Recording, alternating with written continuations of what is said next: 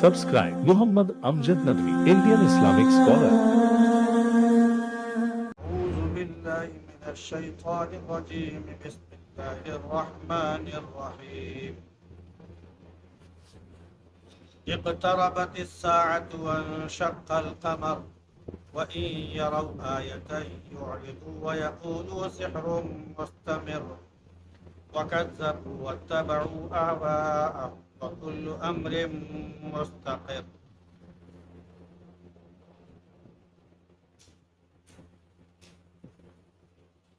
اقتربت الساعة وانشق القمر، قیامت قریب آ گئی اور چاند پھٹ گیا. اگر وہ لوگ کوئی نشانی دیکھیں اعراض کریں گے اور کہیں گے کہ ایک جادو ہے جو پہلے سے چلا اور انہوں نے جھٹلایا اور اپنی خواہشات کی پیروی کی اور ہر کام کا ایک ٹھکانہ ہے.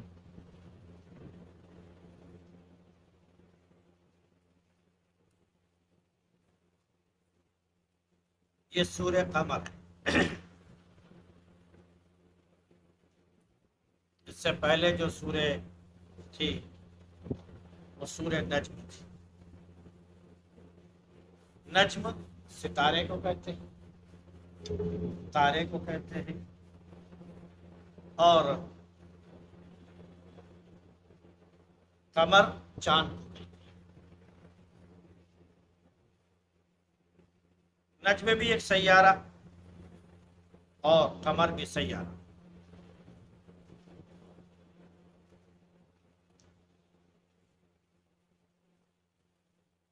یہاں پر قیامت کا ذکر کیا جا رہا ہے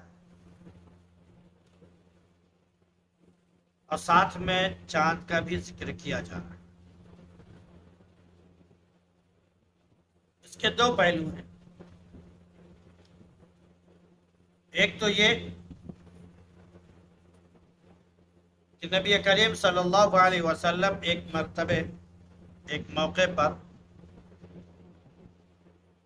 مینا میں تشریف فرما تھے اور کفار کا مجمع تھا. ان لوگوں نے نبی کریم صلی اللہ علیہ وسلم سے معجزے کا مطالبہ کیا. دیکھیے، معجزہ جو ہے یہ ایک ایسا خرق عادت عمل ہے جو موقع پر اللہ کے حکم سے نبیوں کے ذریعے ظاہر ہوتی اور لوگ پھر اس کی کاٹ کرنے کے لیے اگر آئیں، اس کا توڑ پیش کرنا چاہیں، اس کا مقابلہ کرنا چاہیں تو پھر مقابلہ کر نہیں سکتے. وہ معجزہ ہوتا ہے جو بالکل سچا اور صحیح ہوتا ہے. یہ معجزے انبیاء علیہ السلام سے ظاہر ہوا کرتے تھے. اور معجزہ اسی لیے کہا جاتا ہے کہ جو روز مرہ کی چیزیں ہیں اگر ہم اس کو دیکھنے لگے تو اب اسی کے مطابق ہر چیز ہونے لگے تو آدمی پھر اس پر اعتبار نہیں کرتا ہے. لیکن کوئی چیز ایسی ہو جائے کہ انسان اس کے بارے میں تصور بھی نہیں کر سکتا، سوچ بھی نہیں سکتا، پھر وہ چیز خرق عادت ہو جاتی ہے اور وہی چیز معجزہ کہلاتی ہے. مختلف انبیاء علیہ السلام سے مختلف معجزے ظاہر ہوئے. حضرت صالح علیہ السلام سے ایک بڑا معجزہ ظاہر ہوا جب ان کے زمانے کے کافروں نے، ان کے قوم کے لوگوں نے یہ کہا کہ آپ اگر نبی ہیں تو اس پہاڑ سے اونٹ پیدا کر دیجیے. ہر ایک کو معلوم ہے کہ کوئی بھی جانور پہاڑ سے نہیں پیدا ہوگا. ہر ایک مادہ اپنا بچہ جنتی ہے تو اس سے اس کی نسل چلتی ہے. تو اتنی پہاڑ سے پیدا ہو جائے یہ ناممکن ہے. تو قوم نے وہ مطالبہ کیا جو کوئی پیش نہ کر سکے. چنانچہ ان لوگوں کی سوچ کے مخالف ہوا۔ جیسے انہوں نے مطالبہ کیا، صالح علیہ السلام نے اللہ سے دعا کی اور وہاں سے اٹھنی آئی۔ جب اٹھنی وہاں سے پہاڑ کو چیرتے ہوئے باہر آئی تو تمام اونٹوں سے، تمام اٹھنیوں سے اس کا قد کافی اونچا تھا، بہت بلند و بالا، بہت لمبی تگڑی، بہت اونچی اور بہت موٹی تازی بھی تھی۔ ان کے اونٹ دیکھ کر گھبرا گئے، بھاگنے لگے، بدکنے لگے۔ دوسرا معجزہ انہوں نے اس میں یہ مطالبہ کیا تھا کہ اٹھنی باہر آئے تو پھر وہ ماں بھی بن جائے۔ اللہ نے وہ معجزہ بھی دکھایا۔ یہ چیز تو عام بات نہیں ہے نا۔ اگر آپ سے کہہ دیا جائے کہ یہ سامنے دیوار ہے، اس سے آپ بکری پیدا کیجئے، تو آپ مجھ سے کہیں گے پاگل ہے، دیوار سے کہیں بکری پیدا کی جاتی ہے، وغیرہ وغیرہ۔ ہر ایک چیز کے لیے ایک طریقہ ہے، جو طریقے کے خلاف ہو وہی چیز خرق عادت ہوتی ہے، اور جب وہ نبی کے ذریعے ظاہر ہو جائے وہ معجزہ۔ کافروں نے نبی کریم صلی اللہ علیہ وسلم سے، یہودیوں نے ایک مرتبہ کہا کہ اے نبی، اگر آپ نبی ہیں تو ایک کام کیجیے، ہم آپ کو ایک کھجور دیتے ہیں، آپ اسے لے جا کر زمین میں ڈال دیجیے، یعنی بیج ڈال دیجیے، اس سے جو ہے درخت پیدا ہو جائے اور اس سے کھجور پیدا ہو جائے، اس سے کھجور پیدا ہو جائے۔ انہوں نے کھجور کی گٹھلی نکال لی۔ اور اچھی بات ہے کہ جب بیج نکال لیا جائے تو اب صرف پھل سے دانا تو نہیں پیدا ہو سکتا، پیڑ تو نہیں اگ سکتا۔ بھائی آم کا پیڑ لگانے کے لیے اس کی گٹھلی کی ضرورت پڑتی ہے، ہمیں گیہوں بوتے ہیں دانے کی ضرورت پڑتی ہے۔ ہم اسی طرح ساری چیزیں ختم کر دیں جس سے پیدا ہونے کی صلاحیت جو ہوتی ہے وہ ختم ہو جائے، تو کیا وہ چیز دوبارہ آ سکتی ہے؟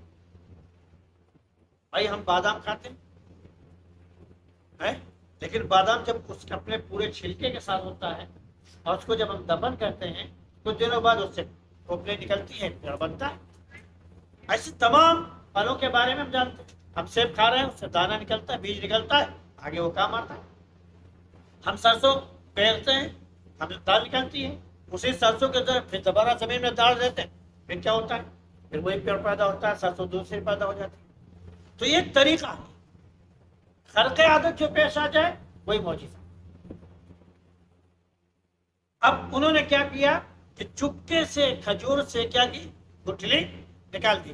اب تو صرف کھانے والی چیز رہ گئی، جس سے گٹھلی سے پیڑ بننا تھا وہ ہے ہی نہیں۔ اور نبی کریم صلی اللہ علیہ وسلم سے مطالبہ کیا کیا کہ آپ یہ لے جائیے میرے ہاتھ سے دیے ہوئے کھجور کو، اور آپ اس کو زمین میں لگائیے، اور اس کے بعد اس سے پیڑ پیدا ہو بنے اور اس میں کھجور آ جائے۔ یہ معجزہ تھا جو انہوں نے مطالبہ کیا تھا۔ نبی کریم صلی اللہ علیہ وسلم نے ان سے کھجور لی، لے جا کے زمین میں دفن کر دیا، پیڑ بنا۔ وہ بھی بہت دیر نہیں کہ 10-20 سال لگے ہوں، آنن فانن پیڑ اگا، پھل آئے، پھل پک گئے۔ اللہ کے نبی صلی اللہ علیہ وسلم نے کہا کہ جاؤ دیکھ لو تمہارا پیڑ لگ گیا ہے، جاؤ اپنے کھجور توڑ لو۔ حیران رہ گئے کہ کھجور میں گٹھلی نہیں تھی، اس سے پیڑ کیسے اگ گیا؟ یہ معجزہ تھا۔ اور آج بھی بغیر گٹھلی کے کھجور وہاں پر پیدا ہوتا ہے،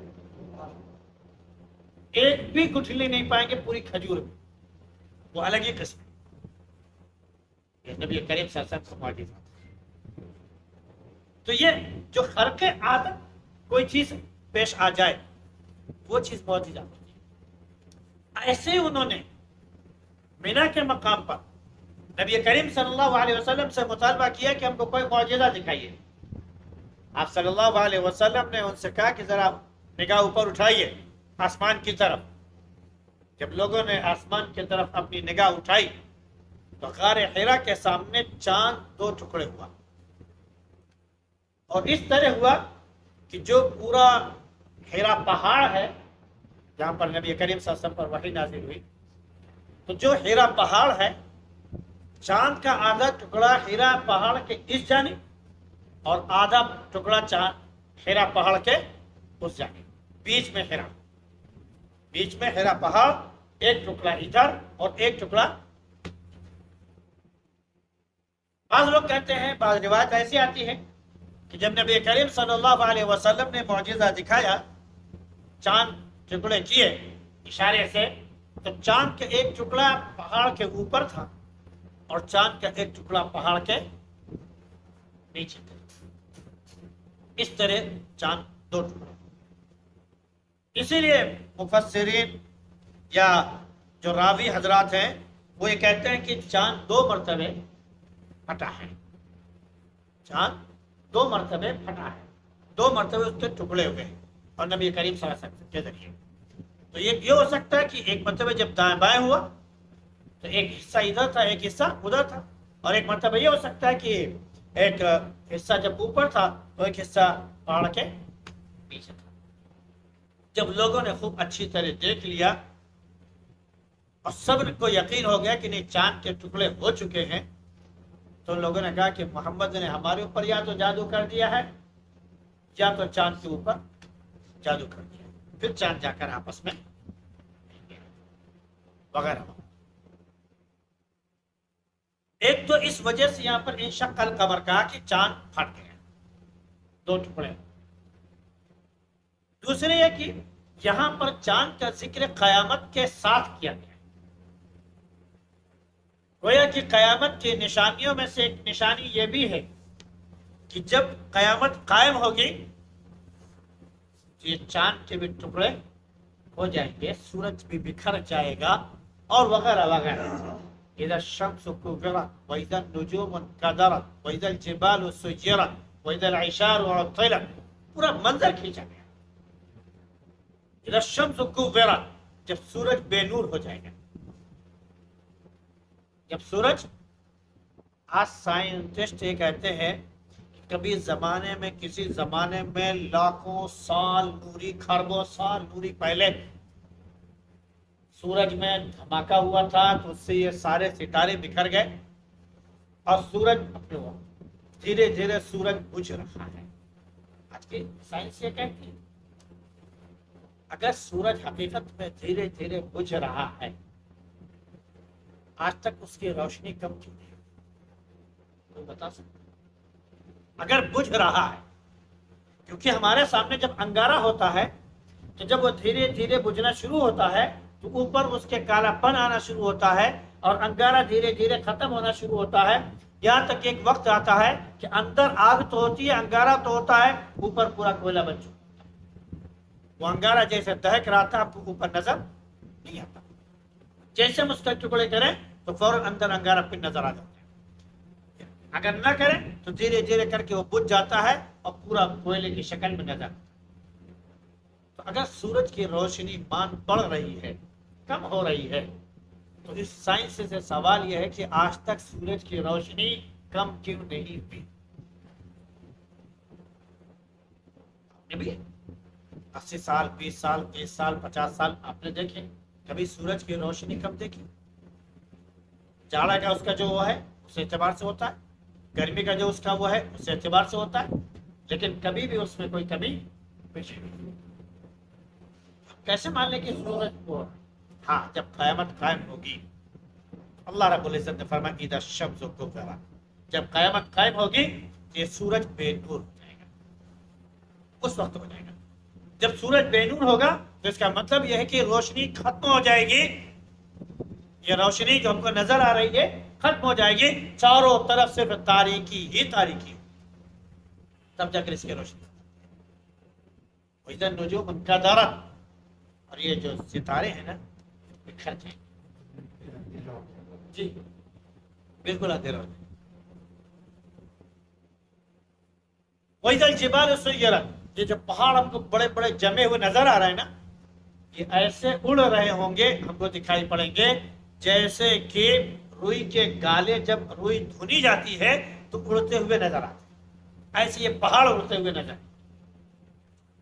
دوسری سورہ میں کہا اذا السماء انفطرت، آج یہ آسمان جو ہم کو بالکل ایک چھت کی شکل میں نظر آ رہا ہے، اللہ نے فرمایا اذا السماء انفطرت، جب آسمان پھٹ جائے گا، واذا الکواکب انتصرت، جب یہ ستارے بکھر جائیں گے،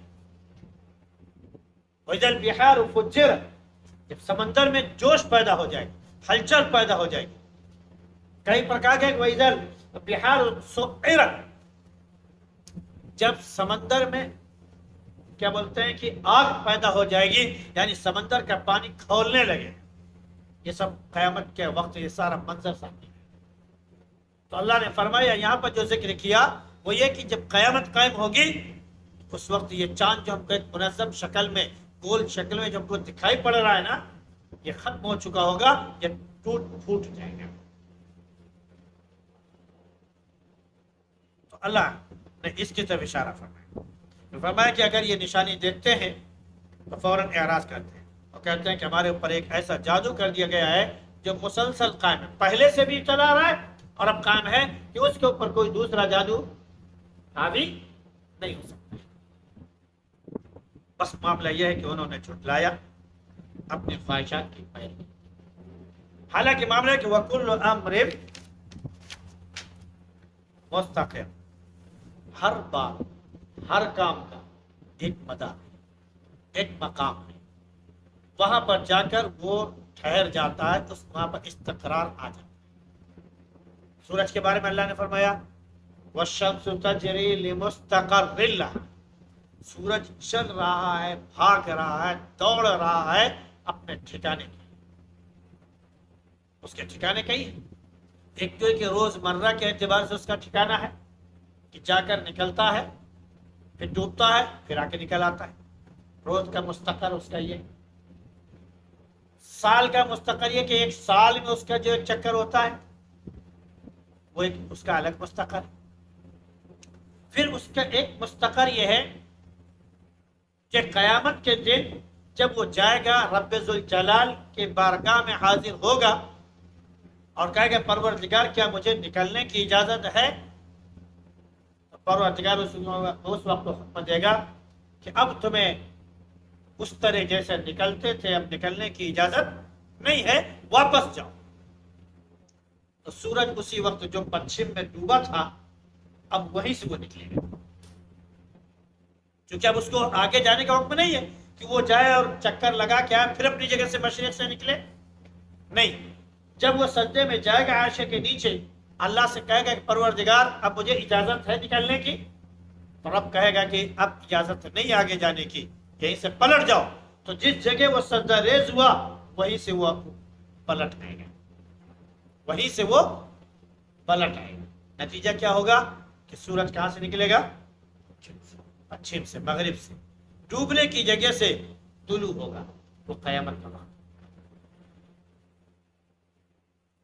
تو وہی آیت یعرض، کوئی اور بھی اگر وہ نشانی دیکھے تو اعراض کرے گا کہ میرے اوپر جادو کر دیا گیا، یہ ان کا یہی کہنا رہے گا۔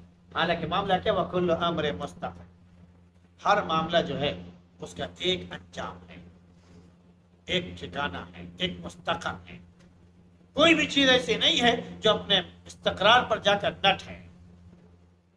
مثال کے طور پر ہم ایک گاڑی تیار کرتے ہیں، پرزا جوڑنا شروع کرتے ہیں، اس میں نٹ لاتے ہیں، اس میں یہ لاتے ہیں، اس میں تار جوڑتے ہیں وغیرہ وغیرہ، ایک وقت آتا ہے کہ پوری گاڑی آ کر تیار ہو جاتی ہے، وہ اس کا ایک مستقر ہے۔ اب اس کے آگے ختم، فنش، اب اس کے آگے نہیں جانا اسے۔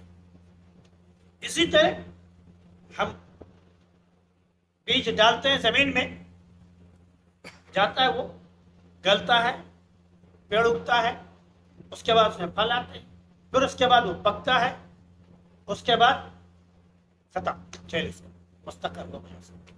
اس کے آگے کی اگر کہانی کہیں گے تو وہ جائے گا، پیسا جائے گا، پھر یہ ہوگا وہ ہوگا، پھر وہ پیٹ میں جائے گا، پھر وہ زمین میں پہنچ جائے گا، کھیل ختم، مستقر ہو گیا۔